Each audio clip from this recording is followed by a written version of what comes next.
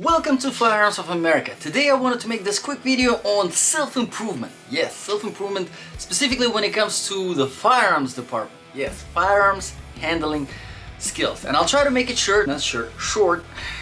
Freaking immigrant here.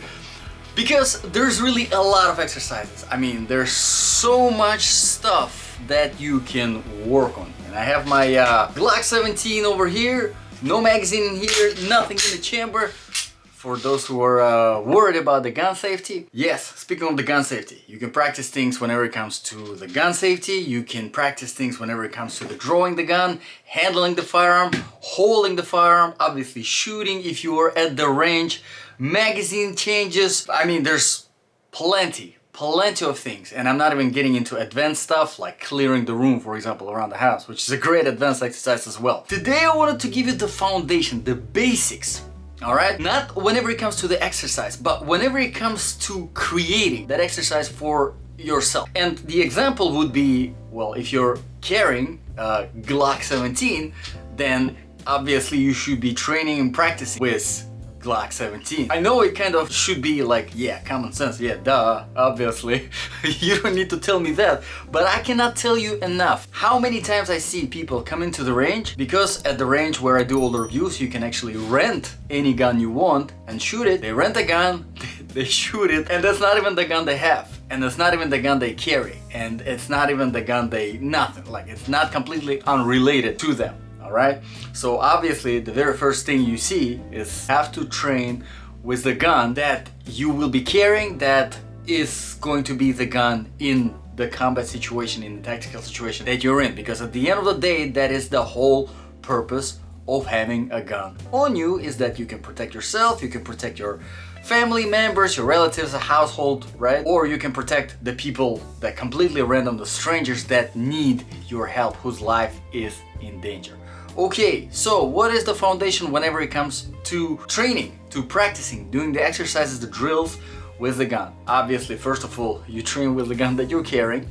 All right, very, very important. Number two is the way that you are carrying a gun. And I mentioned it in a lot of videos, and I wanted to kind of make it as clear as possible in this video. Meaning, the setting, meaning, let's say Glock 17, you're carrying Glock 17, this is the gun that you're carrying, right? For example, so this is the gun that you're practicing with, you're working on your skills with this gun. Great.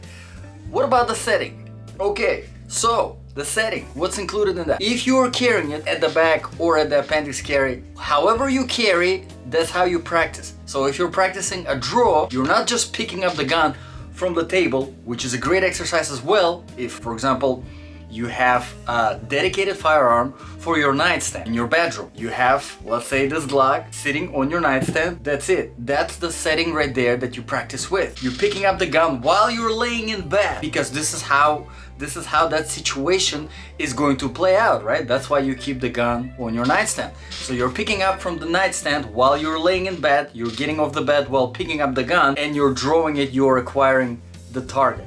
Obviously, it goes without saying, practice your exercises without anything in the chamber, which we will talk about later. There's actually a very cool device that you can use that will help you with. But that is your setting. If you're carrying it, appendix carry, without one in the chamber, for example, again, preference, however you're carrying, then you're practicing draw, racking, acquiring the target, releasing the trigger. Obviously, all of that can be done without the magazine, without anything in the chamber. Or you can get yourself a very cool device like this. This one is from T-Trigger, and I will put the Amazon link in the description below. What it does is it imitates something, well, not something, but the round in the chamber. So the first trigger pull is going to be the real one, and then after that you have that T-Trigger pull, which is very similar to your stock trigger pull. And in fact, if you want to mess around with the trigger pull, if you want to make it lighter or heavier, you do get a set of springs, all right, to adjust to make it as close to the stock trigger pull. Now, this particular one works with plenty of different Glock models. Obviously 17, 19, 45, same frame. It's gonna work with a lot of them, so you can use it. And obviously with this one you can do a lot more advanced stuff than just pulling it out, acquiring the target and pressing the trigger. Especially helpful if you're carrying one in the chamber. So if your appendix carry, you got one round in the chamber, right? One round in the chamber. You're drawing the firearm, firing a few shots, which you can now with this device over here. Excellent thing, definitely great investment. Another thing, obviously good foundation to work on is the mag change. Obviously you're gonna need a few of these. Something like this will be helpful as well, although this does have a little bit of a different feel whenever you're getting the magazine in. So this is better for like a close combat, clearing the rooms and stuff like that. But for the mag changes, I recommend getting the OEM Glock magazines or whatever gun you're working with, and all you're doing is you're picking it up, getting it in, and obviously getting into the habit of racking the slide. Obviously with something like this, you will have to make sure that you have your finger on the slide release, because if you don't, it's gonna lock back. So you see, there's a lot of things that you can work on. You can work on the mag release, you can work on the draw, you can work on acquiring the target, but it has to be very specific to what you're carrying, how you're carrying, and the situations that you expect yourself to use your firearm in. It's in the house, if you have your gun hanging out under the table, then that's what you're practicing. You're drawing it from under the table and acquiring the target. Now, the very important exercise that I wanted to mention, this probably the most important exercise that I had an opportunity to learn from one of my mentors. That guy has more experience than literally everyone that I've met in the firearms world so far combined. More than that. He's been in the Army, U.S. Army. He's been in the Marine. He's been in the Navy, and he has been in the Air Force. All four branches. He's been in the Korean War. He's been in Vietnam. Plenty of stuff. Craziest situations that you can. I mean, crazy. Absolutely crazy. So I had an opportunity to learn from that guy, and that's one of the exercises that, to me, it was the most valuable because it's applicable to a real situation. A real serious combat situation where your life is on the line, and it is completely different from what you're practicing in the range. And that's acquiring the target and how you acquire the target. So I'll tell you the difference. At the range, you have the safe environment behind you. Don't worry about it at all. There is no threat behind you. You're just there at the front. You're nice and relaxed, putting in your magazine. You're getting the round in the chamber, right? You're acquiring the target, and then you're acquiring it, and you're pressing the trigger, right? So your target acquiring skills, they don't really get any kind of development. I mean, you learn how to align the sights. You learn that, okay, so this dot needs to be in between these two dots, firing, and then you're getting on target. In reality, whenever you're in a combat situation, well, let's just say that you don't have time to acquire the target like that by aligning the sights and doing all of that. There is an excellent exercise, and I'm gonna share what you're doing it, and with the gun that you're carrying, it will be much more efficient, especially if you have something like this, because now, instead of just pointing the gun in a direction and pressing the trigger once, because you can only press the trigger once if you don't have anything in a magazine, right? With something like this, you can keep going and fire a few shots, right? Which is what you would normally do in a combat situation. You know how we all develop as human beings, as kids?